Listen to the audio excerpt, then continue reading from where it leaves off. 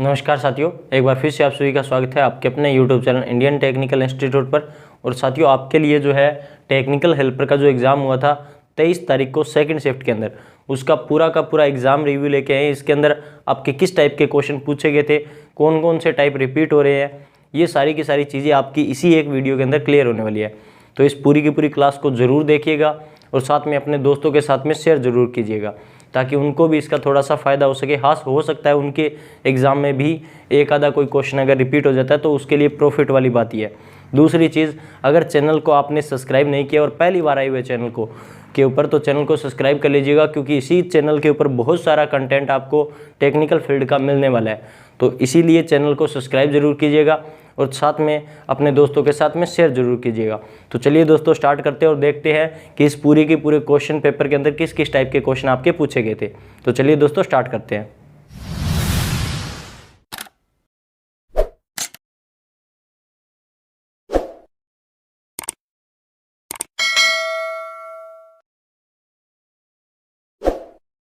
तो देखिए, पहला क्वेश्चन यहाँ पर क्या पूछा गया था, आपसे पूछा गया था कि असल में जो आपकी वेबर है, यानी कि वेबर किसकी इकाई होती है, वेबर किसकी इकाई होती है, ये आपसे पूछा गया था। तो यहाँ पर आपको कोई कन्फ्यूज़न नहीं होना चाहिए कि फ्लक्स की जो इकाई होती है उसको अपने क्या बोलते हैं, वेबर बोलते हैं। और असल में वेबर के अलावा यहाँ पर आपको एक और इकाई भी मिल सकती थी, मैक्सवेल। तो मैक्सवेल आपको नहीं मिला, लेकिन आपको ऑप्शन में क्या मिला था, अगर वेबर मिला होगा या फिर आपको मैक्सवेल मिला होगा, इन दोनों में से कोई भी एक मिला होगा। लेकिन यहाँ पर आपको जो है फ्लक्स ना पूछ के आपको केवल और केवल वेबर इकाई पूछी, तो वहाँ पर इसका राइट आंसर क्या होगा, फ्लक्स होगा। अब देखिए, इसके अलावा जो है नेक्स्ट क्वेश्चन के अंदर आपसे क्या पूछा गया, यहाँ पर आपसे पूछा गया कि 240 वोल्ट की वोल्टेज है और साथ में ही अगर अपने बात करें तो 40 वाट की पावर है। 240 वोल्ट की वोल्टेज है और 40 वाट की आपकी क्या पावर है। तो आप यहाँ पर रेजिस्टेंस की कैलकुलेशन कीजिए, यानी कि रेजिस्टेंस कितना होगा, प्रतिरोध कितना होगा। तो प्रतिरोध के लिए एक सिंपल सा फॉर्मूला आप लोग पढ़ते हो कि यहाँ पर V² बटे में P। तो V² कितना है अपने पास में, V कितना है, तो यहाँ पर V का मान है 240 वोल्ट। इसके अलावा अगर मैं बात करूँ यहाँ पर 240 और यहाँ पर P का मान कितना है, तो 40। तो इसको जब कैलकुलेशन करेंगे तो आपका रेजिस्टेंस का जो मान है वो आपका आ जाएगा, कैलकुलेशन आप कर लीजिएगा। अब इसके बाद में जो है अगर अपने बात करें तो यहाँ पर MNP, यानी कि MNP का पूरा नाम पूछा गया था भाई, यानी कि फुल फॉर्म पूछी गई थी, पूरा नाम क्या होगा, MNP जो है उसका पूरा नाम क्या होगा, ये आपसे पूछा गया कि MNP का पूरा नाम क्या होगा। तो MNP जो होता है वो आपने MN पढ़ा होगा, मैग्नेटिक न्यूट्रल एक्सिस।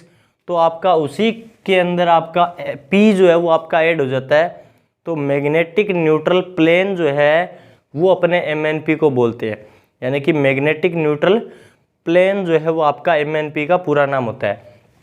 अब देखिए, इसके अलावा अगर बात करें तो नेक्स्ट क्वेश्चन के अंदर पूछा गया कि कलर कोड, यानी कि कलर कोड जो सारणी है उस कलर कोड सारणी में 2 अंक जो है, यानी कि अंक 2 जो है वो आपका किसका जो है, किसका होता है।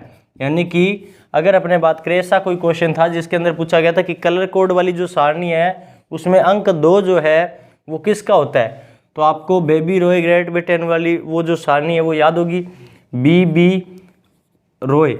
अब देखो, इसके अंदर 0 1 2, तो यहाँ पर अगर मैं बात करूँ तो 2 जो है वो किसके लिए यूज होने वाला है, तो रेड के लिए यूज होने वाला है। तो ये आपका जो रेड आंसर था वो आपको दिया हुआ होगा, लाल कलर उसमें आपको दिया होगा, उसका ये आंसर होने वाला है। अब देखिए, नेक्स्ट क्वेश्चन के अंदर आपसे क्या पूछा गया था, तो नेक्स्ट क्वेश्चन के अंदर पूछा गया था कि सेल्फ एक्साइटेड जनरेटर कौन सा है। क्या पूछा गया कि सेल्फ एक्साइटेड जनरेटर कौन सा है, यानी कि आपसे पूछा गया कि सेल्फ एक्साइटेड जनरेटर कौन सा है। तो देखिए यहाँ पर अगर आपको ऑप्शन में मिला है सीरीज, तो सीरीज आपका सेल्फ एक्साइटेड होता है। अगर आपको मिला है शंट, तो शंट भी आपका सेल्फ एक्साइटेड होता है। अगर आपको मिला है कंपाउंड, तो कंपाउंड भी आपका जो है यहाँ पर सेल्फ एक्साइटेड जनरेट होता है। लेकिन आपको अगर मिला है पृथक उत्तेजित जनरेटर, यानी कि पृथक उत्तेजित जनित्र, तो ये आपका जो है सेल्फ एक्साइटेड नहीं होता, ये सेपरेटली एक्साइटेड होता है, यानी कि पृथक उत्तेजित होता है। लेकिन ये तीनों के तीनों आपके सेल्फ एक्साइटेड होते हैं। अब देखिए इसके बाद में अगर बात करें, आपको यहाँ पर क्वेश्चन दिया गया था कि असल में सिंक्रोनस जनरेटर किसके समान है, यानी कि सिंक्रोनस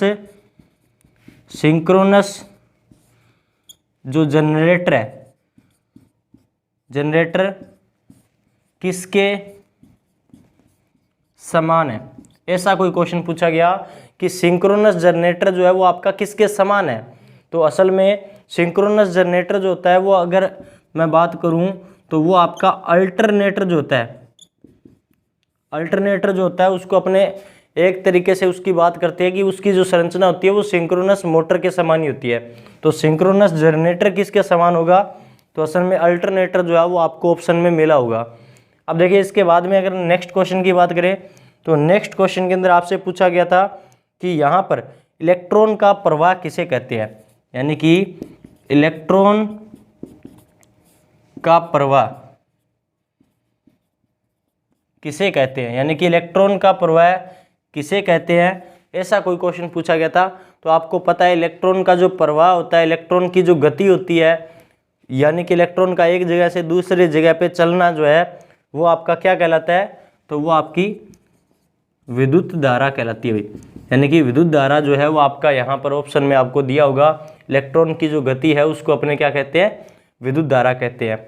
अब इसके अलावा अगर मैं बात करूँ तो यहाँ पर पूछा गया था आपसे कि आवेश की इकाई क्या है, आपसे पूछा गया आवेश की इकाई क्या है, आवेश की इकाई आपसे पूछा गया था। तो आपको ऑप्शन में मिला होगा कूलाम या कूलम्ब भी देखने को मिल जाता है, यानी कि आपको ऑप्शन में कूलाम मिला होगा या कई जगह पे आपको कूलाम की जगह पे कूलम्ब देखने को मिल जाता है। तो वो देख लीजिएगा, आप नीचे कमेंट सेक्शन के अंदर कमेंट कीजिएगा कि असल में आपको कौन सा आंसर जो है वो ऑप्शन में देखने को मिला था। अब देखिए यहाँ पर अगर बात करें तो नेक्स्ट क्वेश्चन के अंदर आपसे पूछा गया है कि डीसी मोटर की DOR यानी कि डायरेक्शन ऑफ रोटेशन, घूमने की दिशा बदलनी है आपको, तो कैसे बदल सकते हैं, तो अभी देख लेते हैं। तो यहाँ पर क्वेश्चन जो है वो आपके इतने हार्ड नहीं आ रहे हैं, इजी ही आ रहे हैं। लेकिन असल में इजी उसी के लिए आ रहे हैं जिस बच्चे को आता है, सिंपल सी बात है, जिस बच्चे को आता है उसके लिए इजी आ रहे हैं। लेकिन अगर आपको नहीं आता तो थोड़ी सी तैयारी को बेहतर कीजिए, हमारे साथ जुड़िए, हम आपको तैयारी करवाएंगे। अब देखिए यहाँ पर अगर बात करें तो क्वेश्चन पूछा गया कि डीसी जो मोटर है, यानी कि डीसी मोटर जो है उसकी direction of rotation DOR change करनी है आपको। डायरेक्शन ऑफ रोटेशन यानी कि घूमने की दिशा बदलनी है, तो कैसे बदल सकते हो, तो डायरेक्शन ऑफ रोटेशन चेंज करने के लिए आपको कुछ नहीं करना, सिंपल सी बात है कि यहाँ पर दो तरीके हैं। पहला जो तरीका है वो आपको हो सकता है दिया हो कि फील्ड करंट बदलकर, यानी कि फील्ड करंट बदलकर जो है आप लोग इसकी दिशा चेंज कर सकते हो। दूसरा जो आर्मेचर करंट है, यानी कि आर्मेचर करंट जो है उसको बदलकर और आप जो है यहाँ पर इसकी DOR चेंज कर सकते हो। या ये ऑप्शन में नहीं मिला होगा तो आपको मिला होगा कि फील्ड वाइंडिंग के सिरे बदलकर या आर्मेचर वाइंडिंग के सिरे बदलकर। तो आप नीचे कमेंट सेक्शन के अंदर कमेंट कीजिएगा कि आपको फील्ड करंट या फील्ड वाइंडिंग के सिरे, इन दोनों ऑप्शन में से कौन सा मिला, आर्मेचर करंट या आर्मेचर वाइंडिंग के सिरे, तो इन दोनों में से आपको कौन सा मिला। तो ये दोनों जो आपके ऑप्शन के अंदर हो सकते हैं, अब वो आप नीचे कमेंट सेक्शन के अंदर कमेंट करना कि आपके ऑप्शन में कौन सा था असल में। अब देखिए यहाँ पर अगर बात करें तो यहाँ पर पूछा गया कि जो PT है, यानी कि पोटेंशियल जो ट्रांसफार्मर है, पोटेंशियल ट्रांसफार्मर जो है उसकी जो प्राइमरी और सेकेंडरी वाइंडिंग कैसे जो है बनी होती है, यानी कि प्राइमरी और सेकेंडरी वाइंडिंग कैसे बनी होती है, ऐसा कोई क्वेश्चन पूछा गया था। भाई ट्रांसफार्मर है पीटी और उसकी प्राइमरी और सेकेंडरी वाइंडिंग कैसे बनी होती है, ऐसा कोई क्वेश्चन पूछा गया। तो प्राइमरी वाइंडिंग देखो, सिंपल सी बात है कि प्राइमरी वाइंडिंग और सेकेंडरी वाइंडिंग से पहले इसकी संरचना देखो। असल में ये क्या होता है, एक स्टेप डाउन ट्रांसफार्मर होता है, यानी कि इसकी जो प्राइमरी वाइंडिंग है उसके अंदर टर्नों की संख्या ज़्यादा होती है और सेकेंडरी वाइंडिंग में टर्नों की संख्या एक तरीके से कम होती है। तो एक तरीके से ये क्या होता है, स्टेप डाउन ट्रांसफार्मर होता है। तो इसका मतलब यहाँ पर आपको ऑप्शन में मिला होगा कि यहाँ पर प्राइमरी वाइंडिंग में टर्न ज़्यादा होते हैं, आपको मिला होगा जो है टर्न ज़्यादा होते हैं और यहाँ पर टर्न कम होते हैं, ऐसा कोई ऑप्शन मिला होगा। या फिर जो है आपको ये नहीं मिला हो, तो कुछ बच्चे कह रहे हैं कि इंसुलेशन से रिलेटेड पूछा गया था, तो इसमें जो है टर्न अगर ज़्यादा है तो यहाँ पर वोल्टेज का मान ज़्यादा है। अगर वोल्टेज का मान ज़्यादा है तो यहाँ पर आपको हाई जो है आपका वोल्टेज के लिए हाई इंसुलेशन आपको लगाना पड़ेगा और यहाँ पर लो वोल्टेज के लिए आपको लो इंसुलेशन जो है वो आप यूज कर सकते हो। तो आपको देखो ऑप्शन में आपका क्या मिला था वो आप देखिएगा। अब देखिए इसके बाद में ट्रिकल चार्जिंग बैटरी में क्यों किया जाता है, यानी कि आपको पूछा गया कि असल में ट्रिकल चार्जिंग जो है वो बैटरी में क्यों किया गया। तो असल में बैटरी से रिलेटेड काफ़ी क्वेश्चन पूछे जा रहे हैं और अगर मैं बात करूं तो यहाँ पर बैटरी का एक और क्वेश्चन आज पूछा गया जिसमें पूछा गया कि ट्रिकल चार्जिंग बैटरी में क्यों किया जाता है। तो असल में जो सल्फेशन दोष होता है, यानी कि जो सल्फेशन दोष होता है उस सल्फेशन दोष को आपका दूर करने के लिए जो है इसका यूज़ किया जाता है। आपको मिला होगा ऑप्शन में कि अगर बैटरी लंबे टाइम से बंद पड़ी है तो जो है ट्रिकल चार्जिंग का यूज़ किया जाता है या फिर सल्फेशन दोष को दूर करने के लिए किया जाता है। अब ऑप्शन में आपको क्या मिला है वो नीचे आप जो है कमेंट सेक्शन के अंदर कमेंट करके ज़रूर बताना। अब देखिए नीचे आपको पूछा गया कि बैटरी के श्रेणी व समांतर दोनों कनेक्शन क्यों करते हैं, यानी कि बैटरी के जो श्रेणी क्रम में कनेक्शन, यानी कि बैटरी के आप जो श्रेणी में कनेक्शन करते हैं और असल में समांतर में जो कनेक्शन करते हैं वो क्यों करते हैं। तो श्रेणी और समांतर में जो कनेक्शन करते हैं तो असल में आपको करंट व वोल्टेज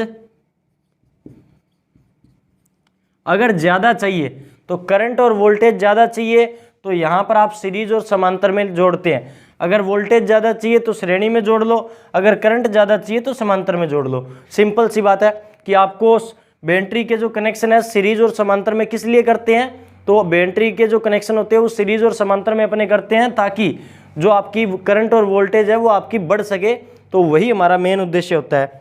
अब इसके अलावा अगर बात करें तो आपसे पूछा गया कि पेन स्टॉक किन के बीच जुड़ा होता है, यानी कि यहाँ पर अगर बात करें तो पूछा गया कि पेन स्टॉक, यानी कि पेन जो स्टॉक है वो आपका किसके बीच जुड़ा होता है, यानी कि आपसे पूछा गया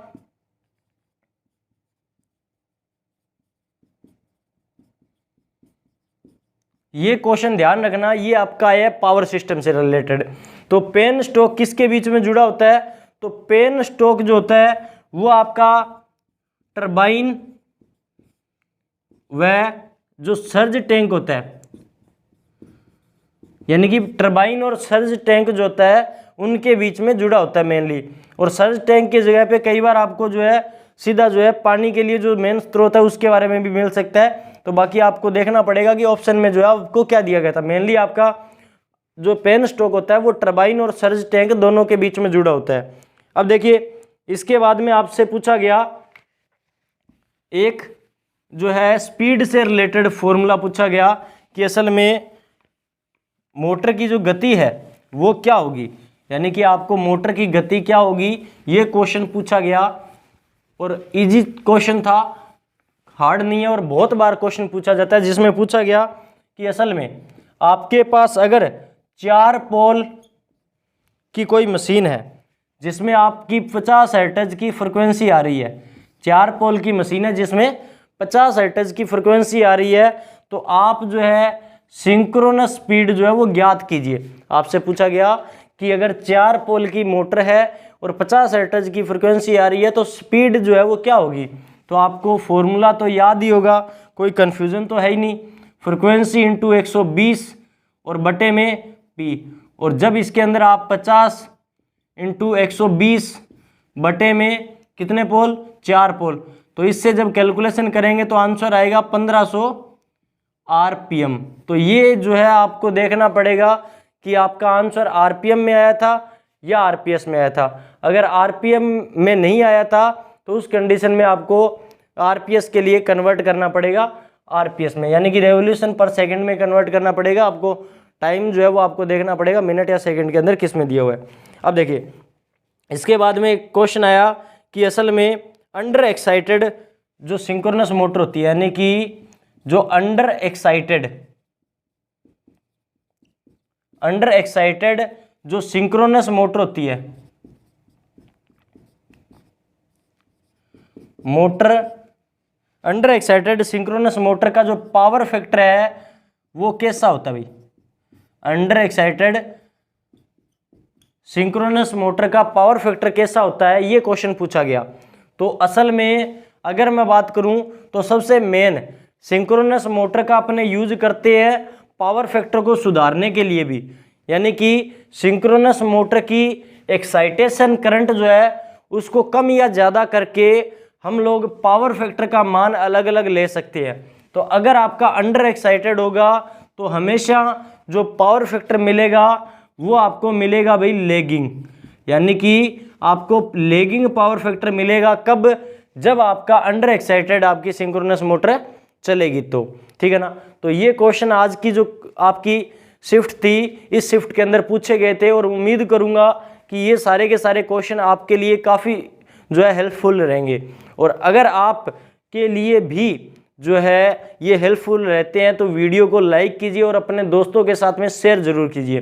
बाकी जो चैनल आपको पता है नया है और हम लोगों को थोड़ा सा मोटिवेशन मिल जाता है, इसलिए वीडियो को लाइक कर दिया करें और साथ में ही अपने दोस्तों के साथ में शेयर जरूर कर दिया करें और चैनल को सब्सक्राइब जरूर करना है ताकि आगे आने वाली जो क्लासेज है इंपॉर्टेंट अपडेट जो रहती है आईटी फील्ड की वो आप तक समय पर पहुंचती रहे। बाकी मिलेंगे इसी के एक अगले पार्ट में, तब तक के लिए जय हिंद जय भारत दोस्तों।